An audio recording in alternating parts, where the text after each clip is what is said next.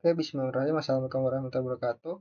Perkenalkan, nama saya Arya Hadi Alkandari dengan NIM 1124058. Saya akan menjelaskan terkait stack, quest, and dequeues. Nah,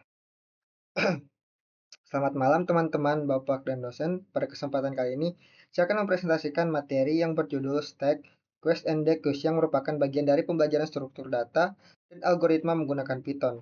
Nah, dalam dunia pemrograman, struktur data memiliki peran yang sangat penting karena digunakan untuk mengatur, menyimpan, dan mengelola data agar diproses secara efisien. Pada materi ini, kita akan membahas 3 jenis struktur data yang sering digunakan, yaitu stack, queues, and dequeues. Masing-masing memiliki cara kerja yang berbeda dalam mengatur urutan data serta memiliki penerapan yang beragam dalam pengembangan perangkat lunak. Melalui presentasi ini, saya akan menjelaskan konsep dasar dari setiap struktur data, prinsip kerjanya, operasi yang dapat dilakukan, serta contoh implementasinya menggunakan bahasa pemrograman Python. Dengan memahami materi ini, kita dapat memilih struktur data yang tepat untuk menyelesaikan berbagai permasalahan dalam pemrograman secara lebih efektif dan efisien. Nah, pada slide ini saya akan memberikan gambaran umum materi terkait stack, queues, dan double-ended queues. Pertama, stack is a collection of objects that are inserted and removed according to the last in, first out, or LIFO. Nah, pertama, stack adalah struktur data yang bekerja dengan prinsip last in atau first out atau LIFO, di mana data yang terakhir dimasukkan akan menjadi data pertama yang dikeluarkan. Struktur ini banyak digunakan pada fitur seperti unduh, riwayat aktivitas, dan pemanggilan fungsi pada program. A user, nah di sini ada kayak user may insert object into a stack at any time, but may only access or remove the most recently inserted object that remains at the so-called top of the stack. Nah, pada slide ini pengguna dapat menambahkan data kapan saja, tetapi hanya dapat mengakses atau menghapus data yang berada di bagian paling atas, yang disebut top. Terdapat dua operasi utama pada stack, yaitu push and yang digunakan untuk menambahkan data ke bagian atas stack, dan pop yang digunakan untuk mengambil atau menghapus data pada bagian stack. Sini ada satu operation are defined over a stack, push inserting information into stack, dan pop retrieving information from the stack. Nah, di sini ada contoh, example, internet process store at addresses of recently visited sites in a stack. Artinya, stack dapat ditemukan dalam beberapa aplikasi sehari-hari, misalnya pada web browser. Each time user visit a new site, setiap halaman yang dikunjungi dalam stack hingga penggunaan data kembali ke alam sebelumnya menggunakan toggle back. Nah, contoh lainnya adalah fitur undo pada editor teks yang memungkinkan pengguna membatalkan perubahan terakhir dengan memanfaatkan konsep stack. Secara formal, stack merupakan sebuah abstrak data tipe atau ADT yang menyediakan beberapa operasional penting selain operasi push dan pop. Sini kita bisa lihat terdapat operasi top untuk melihat elemen paling atas tanpa menghapusnya, is empty untuk memeriksa apakah stack kosong, dan len untuk mengetahui jumlah elemen yang tersimpan dalam stack. Tabel pada bagian kanan slide menunjukkan contoh serangkaian operasi stack beserta perubahan in stack setelah setiap operasi dilakukan. Dari contoh tersebut, kita dapat melihat dengan jelas bagaimana prinsip LIFO bekerja, yaitu elemen yang terakhir masuk akan menjadi elemen yang pertama keluar. Memahami konsep ini sangat penting karena stack merupakan salah satu struktur data dasar yang banyak digunakan dalam algoritma dan pengembangan perangkat lunak. Pada slide ini kita akan mempelajari bagaimana stack dapat diimplementasikan menggunakan Python list. Di sini sudah ada. Dalam implementasi ini kita menggunakan konsep yang disebut dengan design pattern. Design pattern yaitu sebuah pendekatan memungkinkan kita memanfaatkan struktur yang sudah ada, dalam hal ini Python list, agar dapat berperilaku seperti stack.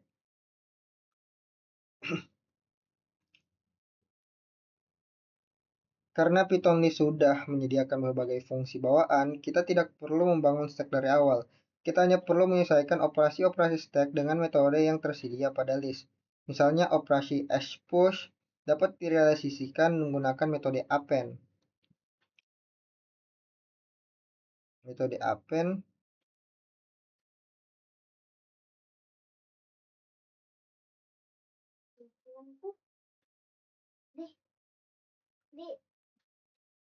yang menambahkan elemen ke bagian akhir ini akhir list, sedangkan operasi pop itu remove and return top element from the akhir dan last. Selain itu, operasi top dapat dilakukan dengan mengakses elemen terakhir pada list menggunakan -1 atau L1 untuk memeriksa apakah coding di sini. Untuk memeriksa apakah coding uh, untuk memeriksa diagram pada bagian ini menunjukkan bahwa proses penambahan dan penghapusan elemen dilakukan pada sisi yang sama, yaitu bagian akhir list. Hal ini sangat sesuai dengan prinsip last in, first out yang digunakan oleh stack. Pada implementasi ini juga diperkenalkan sebuah exception bernama MC yang digunakan untuk menangani kondisi ketika operasi dilakukan pada stack yang kosong. Exception ini dianggap lebih sesuai dibandingkan menggunakan index error bawaan Python karena dapat memberikan informasi yang lebih jelas mengenai kesalahan yang terjadi pada struktur data stack. Di sini ada codingnya, mungkin bisa kita coba.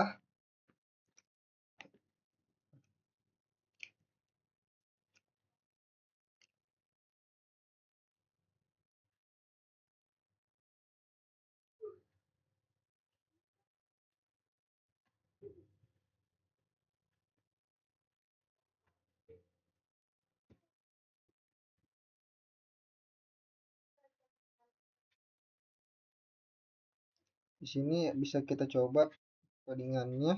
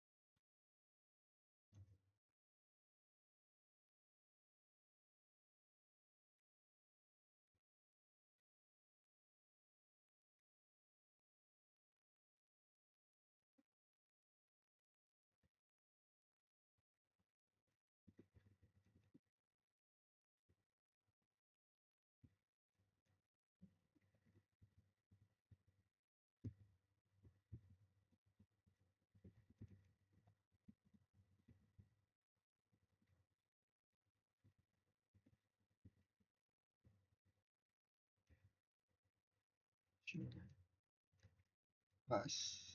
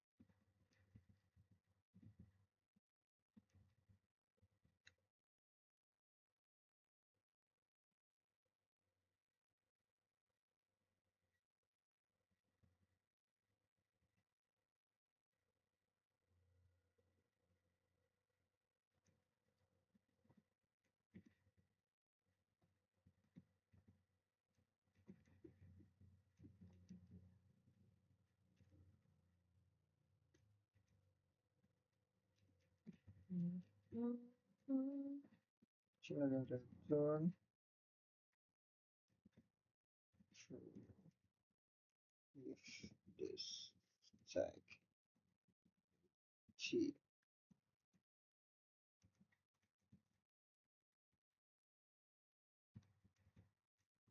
return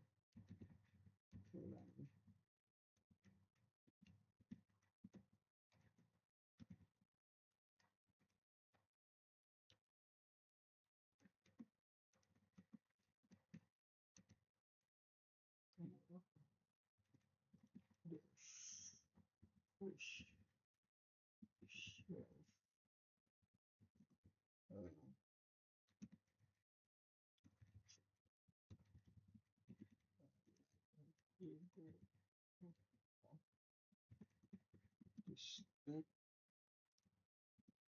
self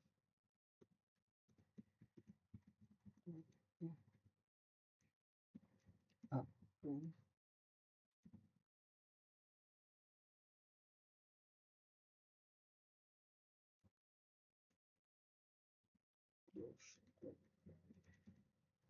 self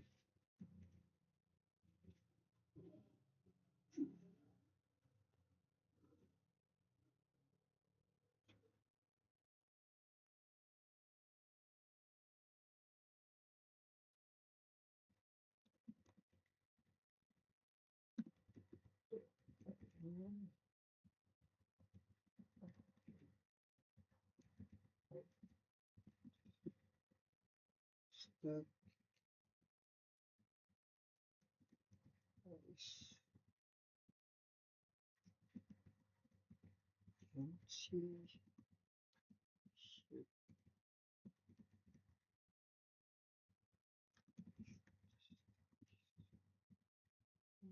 D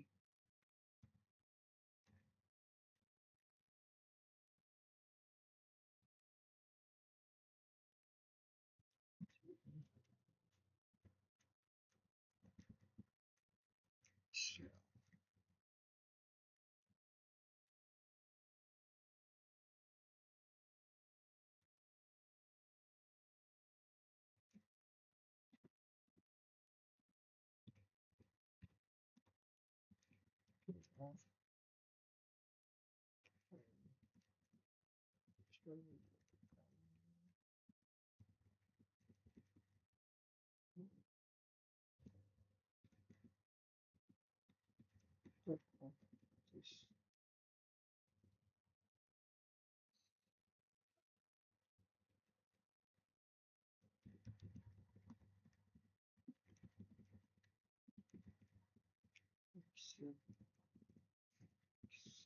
section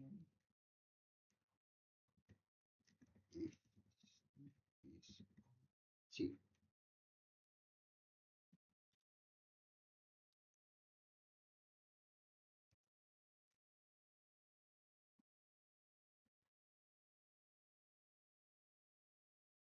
sekarang def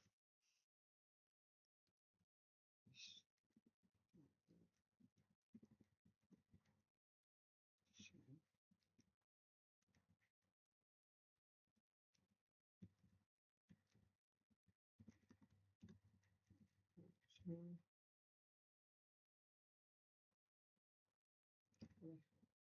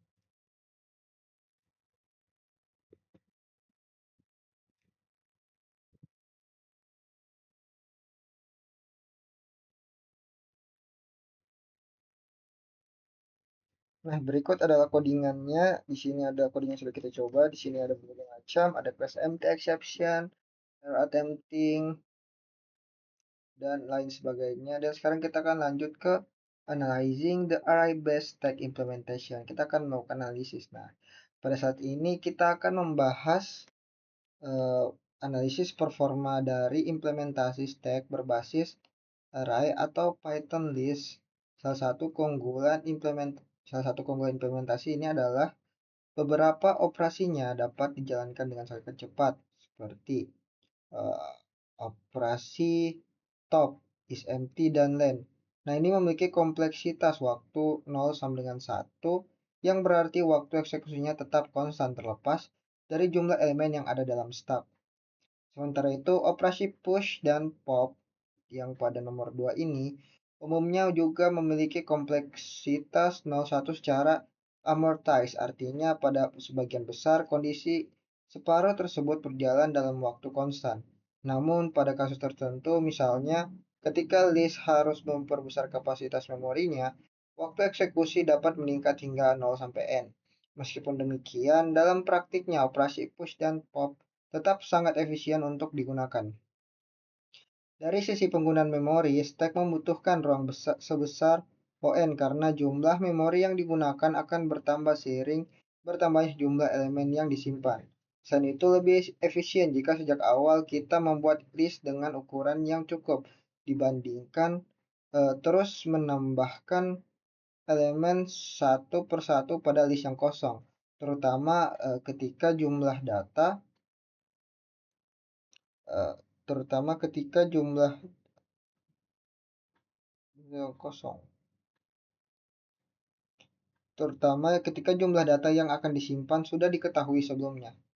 Nah, selanjutnya pada bagian slide ini ditunjukkan bahwa salah satu penerapan penting dari stack yaitu membalik urutan data atau reversing data. Kemampuan ini berasal dari sifat dasar stack yang menggunakan prinsip list in dan first out. Karena elemen terakhir yang masuk akan keluar terlebih dahulu, urutan data dapat dibalik secara alami menggunakan stack. Beberapa contoh penerapannya antara lain, di sini ada example-nya, seperti printing lines in a file reverse order. Selanjutnya pada bagian ini juga buat contoh penasaran dan berbagai elemen. Contoh ini menunjukkan bahwa stack tidak hanya digunakan untuk menyimpan data sementara, tetapi juga dapat dimanfaatkan untuk menyelesaikan berbagai permasalahan yang berkaitan dengan pembalikan urutan data secara sederhana dan efisien. Sini kita akan mencoba reversing data using stack. Codingannya yaitu kita akan mencoba di tes 12 ini. Pertama kita membuat deklarasi yaitu reversing data using a stack. Reversing data using a stack.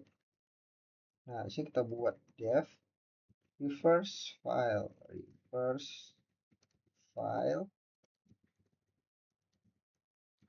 dengan file name kita over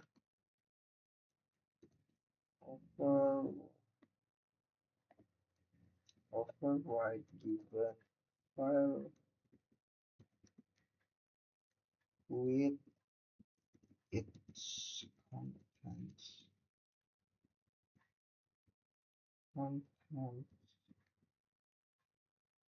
component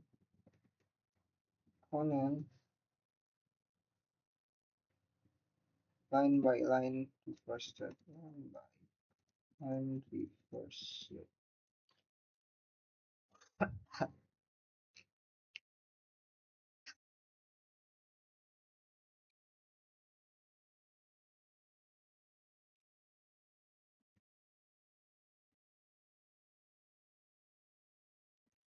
Gini dulu.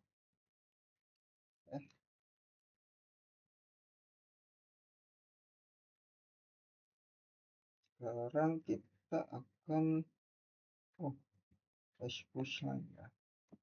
Sini saja. Kemudian oke sepertinya kemudian ada yang tidak sama. Original one ya join original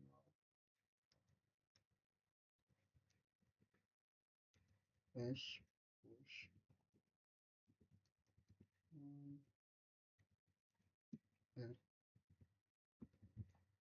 push script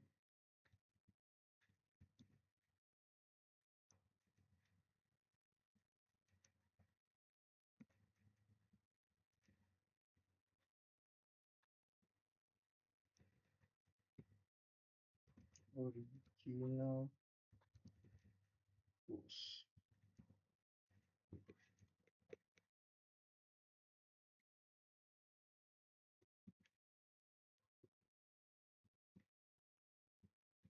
Nah, sini kita dikasih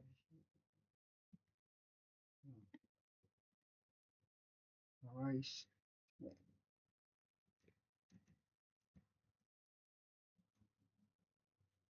Sekarang kita output open put open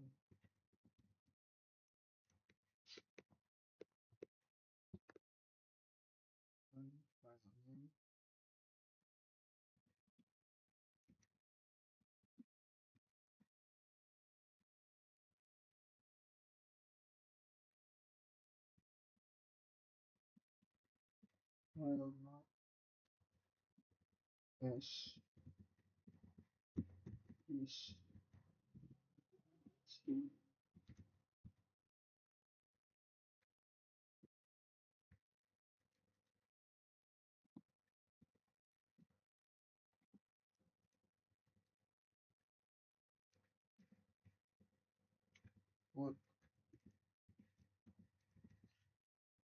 right.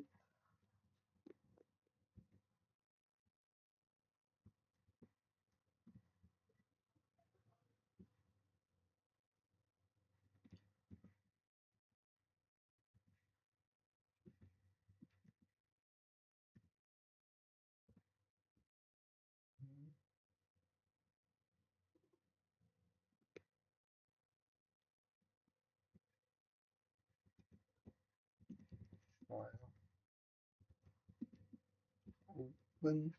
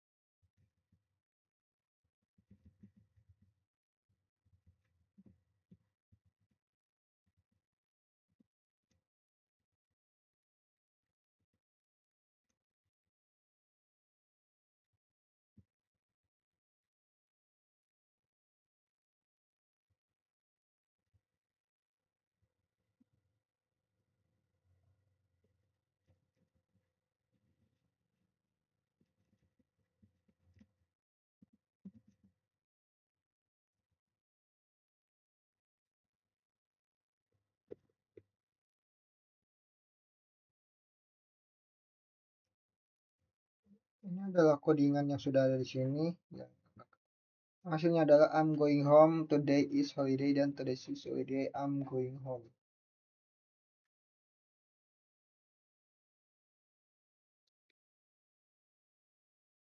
Sekarang kita akan masuk ke QWES.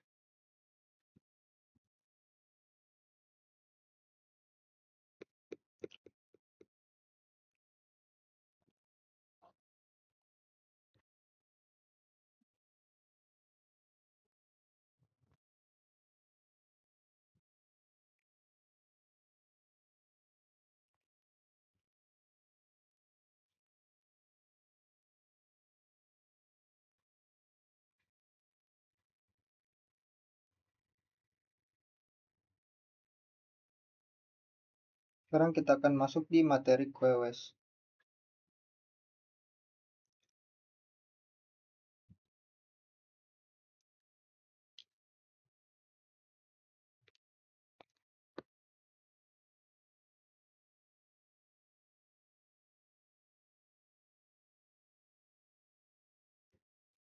QW ada misalnya antri.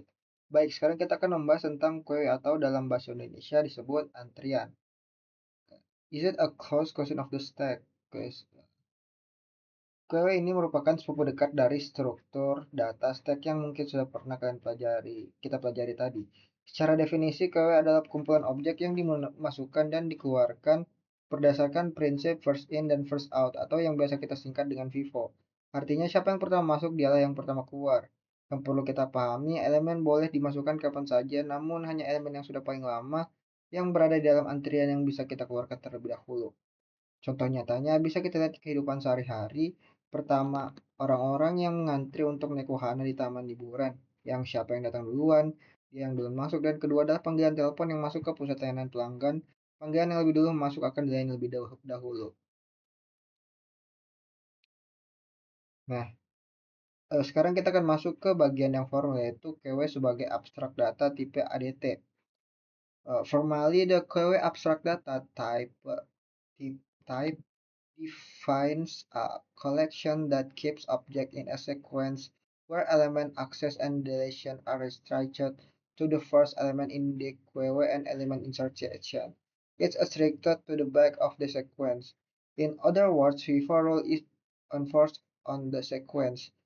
Uh, Secara formal, QWADT mendefinisikan sebuah koleksi menyimpan objek dalam suatu urutan di mana akses dan penghapusan elemen hanya bisa dilakukan dari elemen pertama atau bagian depan antrian, dan penambahan elemen hanya bisa dilakukan dari bagian belakang antrian. Inilah yang menjelaskan aturan FIFO tadi. QWADT memiliki dua metode utama yaitu pertama QWN digunakan untuk menambahkan elemen ke bagian belakang antrian key. Kedua, QWDQW digunakan untuk mengambil dan menghapus elemen pertama dari antrian queue, dan jika antrian kosong saat mencoba metode yang dipanggil, maka akan terjadi error. Selain dua metode utama tadi digunakan untuk mengambil data dan menghapus elemen pertama. Key first untuk melihat elemen yang berada di posisi paling depan tanpa menghapusnya.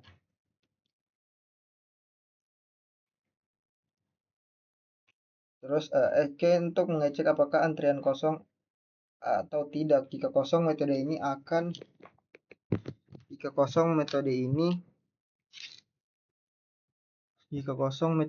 akan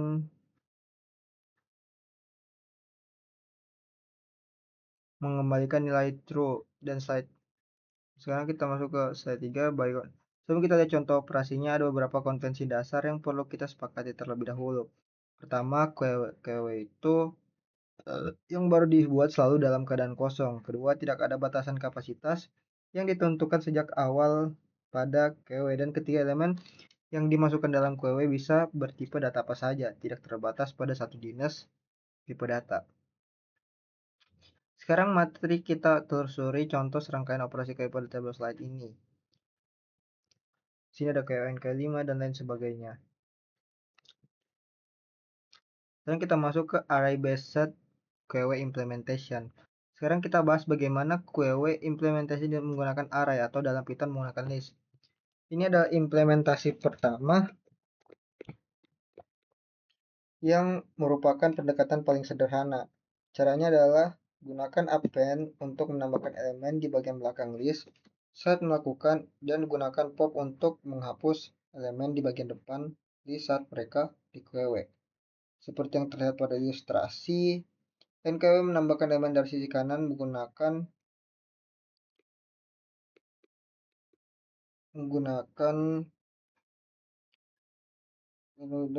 pop seperti menggunakan pop. Namun pendekatan ini memiliki kelemahan yang cukup signifikan. Operasi pop bersifat tidak efisien karena setiap kali elemen pertama dihapus, semua elemen yang tersisa harus digeser dari posisi kiri. Dan artinya semakin banyak elemen dalam QW, semakin lambat operasi di SQW-nya. Oleh karena itu, implementasi ini tidak disarankan untuk digunakan pada data berskala besar pada skala besar. Nah, pada slide kedua ini, implementasi yang kedua, desain ini bisa menjadi bermasalah pada aplikasi di mana QW-nya tidak pernah tahu terlalu besar tetapi digunakan dalam jangka waktu yang sangat panjang. Contohnya, bayangkan sebuah daftar tunggu di restoran. Mungkin dalam satu waktu, antriannya tidak pernah lebih dari 30 orang. Tapi kalau restoran itu beroperasi seharian, penuh bahkan seminggu penuh, maka total entry yang pernah masuk ke dalam KW bisa jauh lebih besar dari 30. Seperti yang terlihat pada ilustrasi, setiap kali DKW dipanggil, posisi elemen yang dikeluarkan diisi dengan non, dan variabel bergeser ke kanan lama kelamaan. Bagian kiri array penuh dengan non yang tidak terpakai. sementara memori terus terbuang. Inilah mengapa implementasi ini masih belum ideal untuk semua kasus pada saat ini. Berikutnya kita akan melihat eh,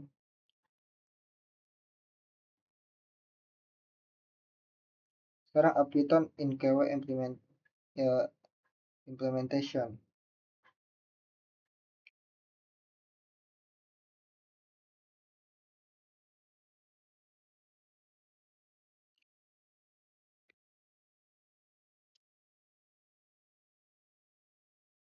Python KW implementation yaitu kita akan mencoba codingannya di sini yang akan sangat banyak.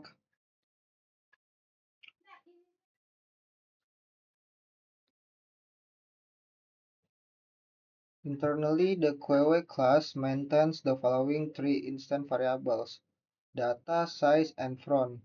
Data is a reference to a list instance with a fixed capacity.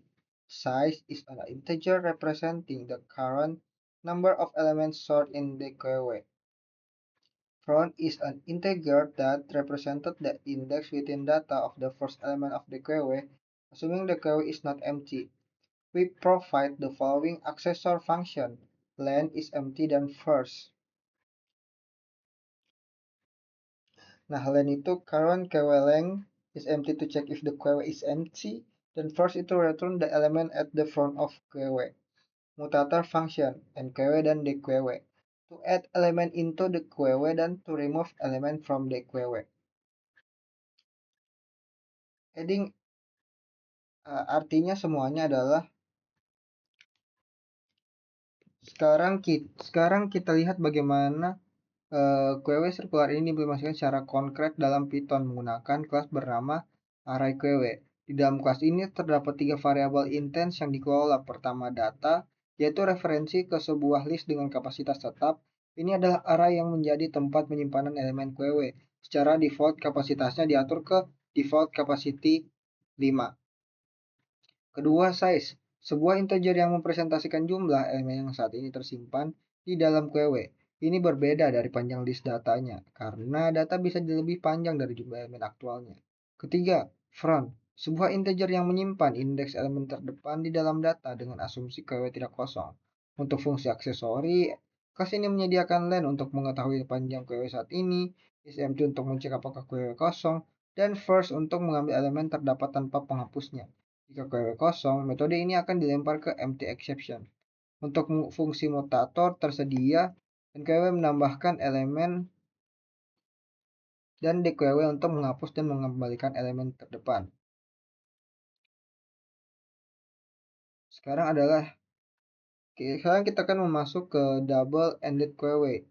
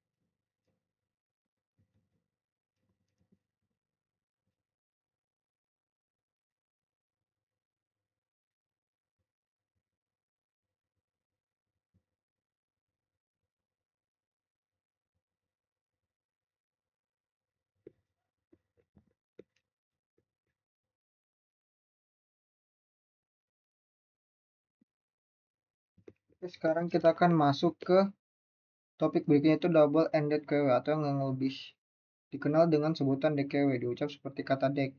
DEC adalah struktur data yang mirip dengan QW namun dengan kemampuan dengan kemampuan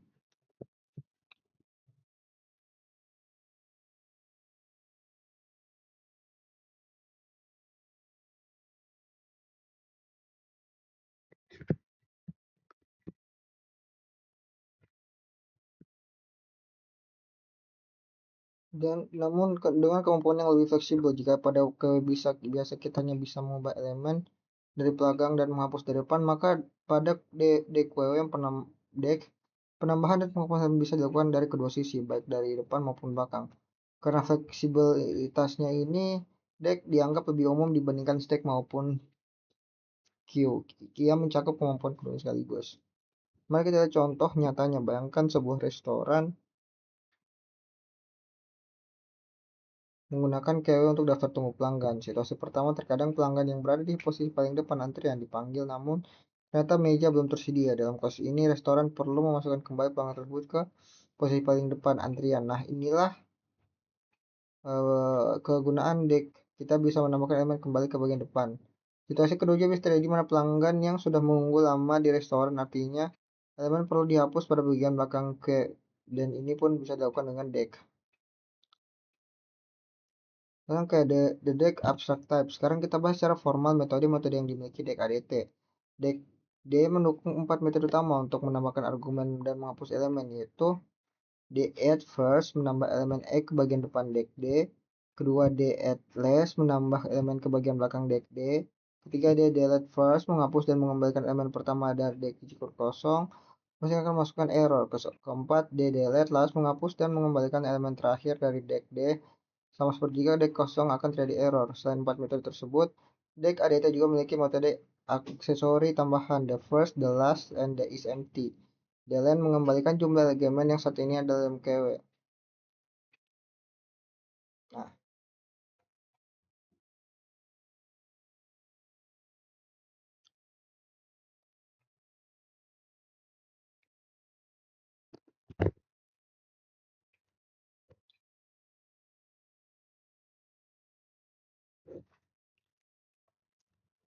makan bisa sekali Pak.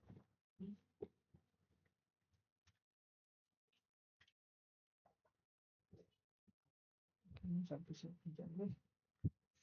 sekali jam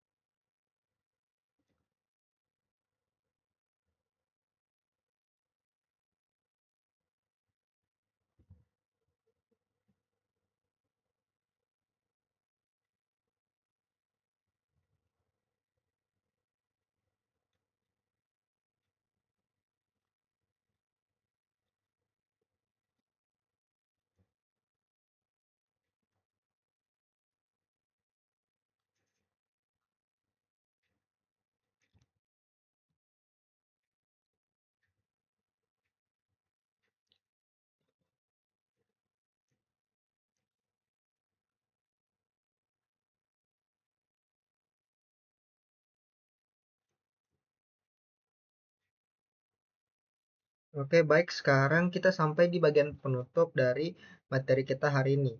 Pada pertemuan ini, kita telah mempelajari tiga buah abstrak data type, yaitu stack, QW, dan DEX. Nah, ketiganya adalah struktur data fundamental yang sangat penting dalam ilmu komputer dan sering digunakan dalam berbagai aplikasi nyata. Kita juga telah membahas bagaimana ketiga ADT tersebut diimplementasikan menggunakan Python list. Mulai dari implementasi sederhana hingga implementasi yang lebih efisien menggunakan pendekatan circular array. Dan terakhir kita telah menganalisis performa dari masing-masing implementasi tersebut, memahami kapan suatu implementasi efisien dan kapan ia bisa menjadi bottleneck jika tidak digunakan dengan tepat. Semoga materi ini bermanfaat dan memberikan pemahaman yang solid mengenai struktur data linear. Terima kasih telah menonton. Sekali lagi, saya atas nama Arya Rahaldi dengan NIM S1124058. Terima kasih telah menonton. Wassalamualaikum warahmatullahi wabarakatuh.